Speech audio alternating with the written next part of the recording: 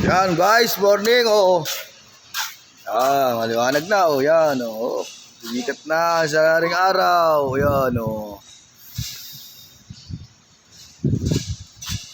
Wala nang baha. Maliwanag na ang kapaligiran. Yan, sikat ng haring araw. Alas na ang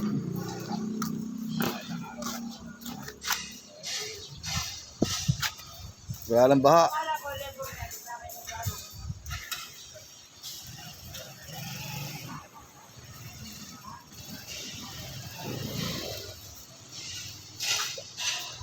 Yan na, it's time to linis na tayo para ngayon. Bayo, yan o, bayi. Ano?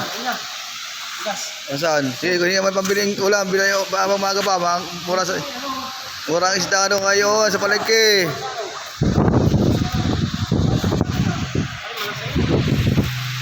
Yan, morning!